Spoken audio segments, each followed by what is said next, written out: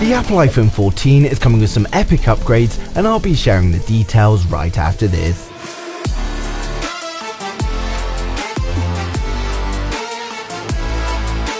So today we've got plenty of news on the specs and design of the upcoming iPhone 14 series. Before we get started though, please like the video if you're an Apple fan. Let me know in the comments what your most wanted feature for the iPhone 14 is, and if you haven't already, then hit subscribe now so you don't miss a thing in the future. So the iPhone 14 launch is almost a year away, but we've got a surprising amount of leaks coming in already. The predecessor has only just launched, and while it was a great phone with impressive specs, many were disappointed with the lack of changes from the 12. Now thankfully, for those of you that do want to see changes, the iPhone 14 is going to be very different than the previous iPhones. Now first up, we've got news of 2TB iPhone 14s coming, and this is in a new report from My Drivers. In their report, they advised that the iPhone 14 are going to be coming with new QLC flash storage, and this is going to allow them to increase capacity to a whopping 2TB. Now although Apple could do this, I just don't think they will. 512 has been the max for some time, and after making the jump to 1TB this year, I think it's going to stay the same for at least next year, and My Drivers are not the most reliable of sources.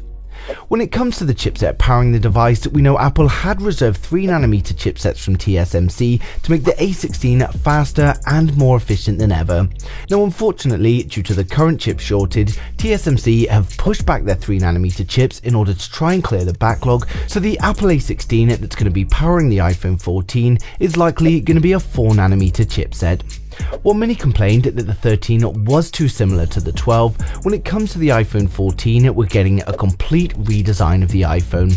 One of the biggest changes is going to be the removal of the iPhone mini, and it's going to be replaced with a larger iPhone 14 instead.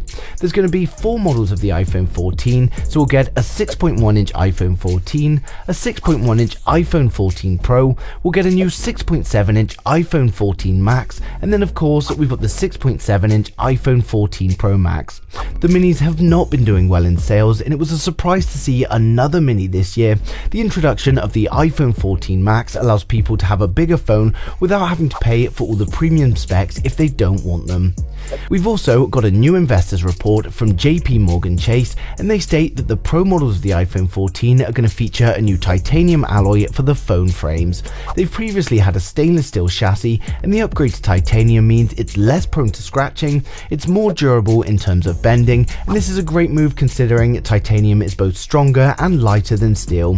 The only downside is that fingerprint marks are more apparent, but Apple has been researching on how they're going to overcome this, and a patent was filed by Apple that shows a thin oxide coating for the surface to significantly reduce the fingerprints. As well as the new frame, we're getting a complete redesign on both the front and back of the iPhone 14. On the back, we're getting a similar layout to before, but the camera bump is being removed altogether, and the lenses are going to come straight out the back of the case.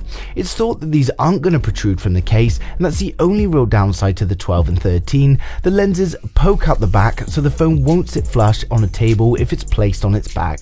We've also got a new research note from reliable analyst Ming-Chi Kuo, and he states that the wide camera is going to see an upgrade from the predecessor's 12 megapixel to a new 48 megapixel wide camera. Although iPhone cameras do perform well, it makes sense to now try and add more pixels to the primary camera just to deliver some high resolution images for those that need them. While no leaks have come through on the other cameras just yet, I would imagine they'll be sticking with 12 megapixel sensors. Ming-Chi Kuo also advises that we'll be getting a punch-hole camera on the front, and the notch is going to be removed altogether. This is exactly the same as John Prosser advised a couple of weeks ago, and it's looking very likely to be the case. Ming-Chi Kuo advises that the camera is going to be a punch-hole camera, but the Face ID sensors are going to be under the display, so what we're going to end up with is a phone that looks like this.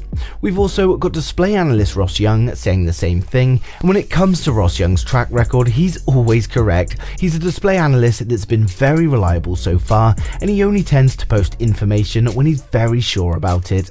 Now interestingly enough, a few people disagree. We had Ice Universe posting on Weibo to say that it's actually going to look something like this.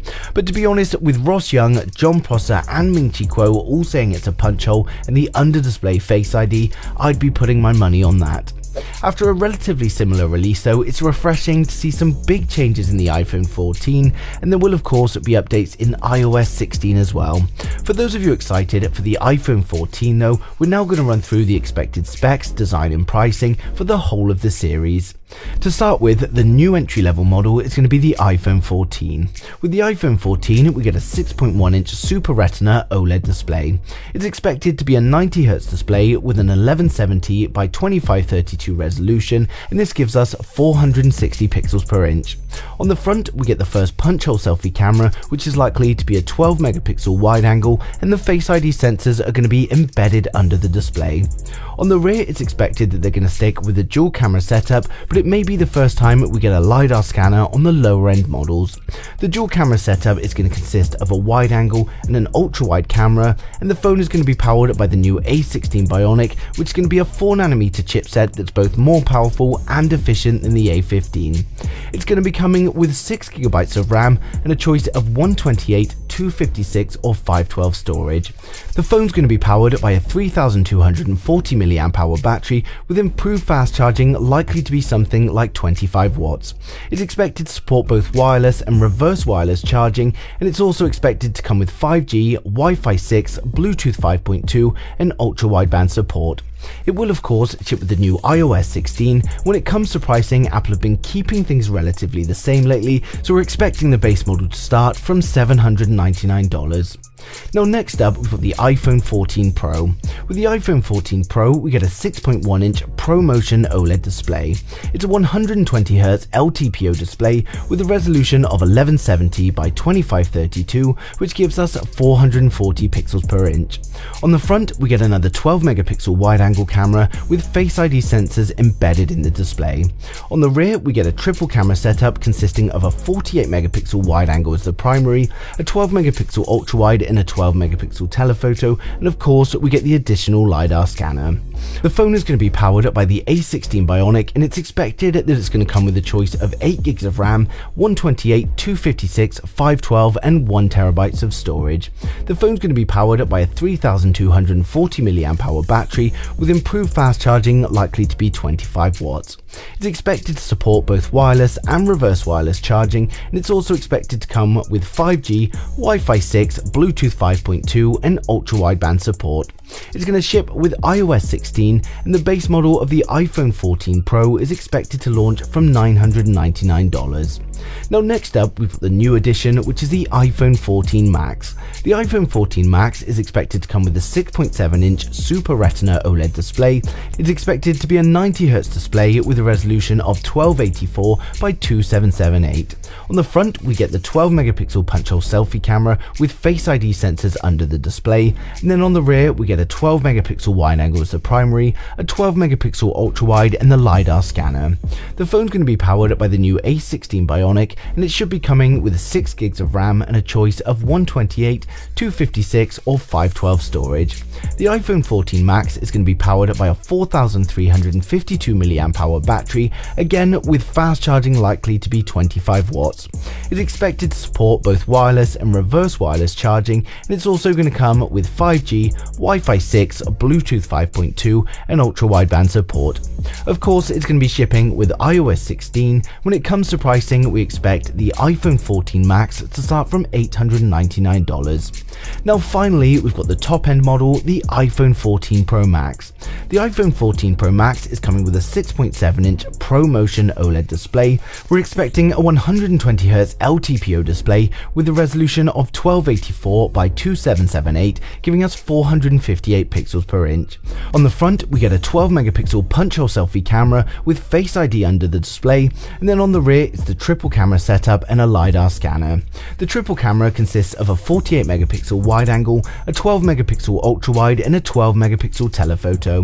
The phone's going to be powered by the A16 Bionic, and it's expected that it's going to come with a choice of 8GB of RAM, 128, 256, 512 or 1TB storage. The phone's going to be powered by a 4352 mAh battery with improved fast charging, likely to be 25 watts, and again it's likely to support both wireless and reverse first wireless charging. It's expected to come with 5G, Wi-Fi 6, Bluetooth 5.2 and ultra-wideband support, and it will of course ship with iOS 16.